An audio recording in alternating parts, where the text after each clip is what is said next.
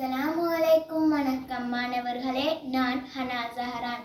நான் அல்-ஃபஹரியா தேசிய பாடசாலையில் தரம் 5 கல்வி கற்கின்றேன். என் அன்பிற்கினிய மாணவ செல்வங்களே, தரம் 1 தரம் 5 வரையான வகுப்புகளில் போக்குவரத்து பாடம் பற்றி நாம் அனைவரும் அறிவோம். நாம் அனைவரும் தொடரூந்தில் ஒரு தடவை ஏனும் பயணம் செய்திருப்போம். அப்பயணம் எவ்வளவு சுவாரஸ்யமாக இருக்கும் என்றும் நாம் அறிவோம். எமது நாட்டில் உள்ள புகையிரத சேவை பற்றி உங்களுடன் கலந்துரையாடலாம் என எண்ணுகிறேன். பிள்ளைகளே, இலங்கையில் உள்ள பிரதான புகையிரத பாதைகள் பற்றி நீங்கள் அறிவீர்களா? ஆம், நான் கூறுகிறேன், கவனமாக செயல்படுங்கள். கொழும்புக்கோட்டையிலிருந்து காங்கேசன்துறை வரை பயணிக்கும் புகையிரதத்தின் பெயர் யாழ்தேவி ஆகும். அப்புகையிரதம் தனது சேவையை 1956ஆம் ஆண்டு தொடங்கியது.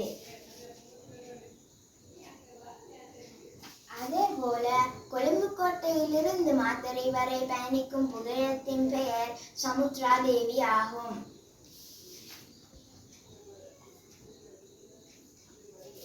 மேலும் கொழும்புக்கோட்டையிலிருந்து பதுளை வரை பயணிக்கும் புகையிரதத்தின் பெயர் உடரட்டமெனிக்கே ஆகும்.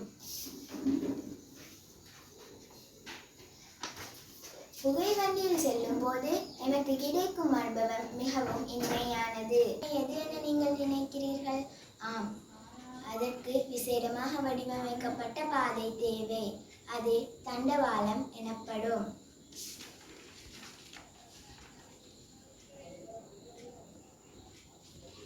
புகையிரதத்தின் மூலம் நாம் பல நன்மைகள் அடைகின்றோம் அல்லவா? அவற்றிலிருந்து சிலவற்றை கூறுகின்றேன்.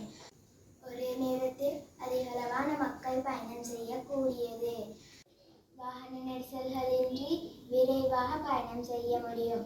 அது மட்டுமின்றி குறைந்த செலவில் கூடிய தூரமும் பயணிக்க முடியும்.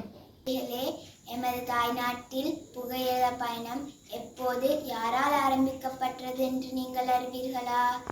இலங்கையின் முதலாவது புகையிரதம் 1868ஆம் ஆண்டு டிசம்பர் மாதம் 28ஆம் தேதி ஆங்கிலேயரால் கொழும்புக்கோட்டையிலிருந்து அம்பேபுஸ்ஸே வரை தன் பயணத்தை தொடங்கியது. பின்னர் அது கண்டி வரை நீடிக்கப்பட்டது. இலங்கையின் மிக உயரமான புகையிரத நிலையம் பட்டிப்புலாவில் அமைந்துள்ளது. அதேபோல இலங்கையின் மிக நீளமான புகையிரத மேடை நானுயாவில் அமைந்துள்ளது. இப்பொழுது இலங்கையின் புகையிரத சேவை பற்றி உங்களுக்கு விளங்கி இருக்கும் என எண்ணுகிறேன். இந்த காணொளி உங்களுக்கு பிடித்திருந்தால் லைக் பண்ணுங்க, கமெண்ட் பண்ணுங்க, ஷேர் பண்ணுங்க. நன்றி.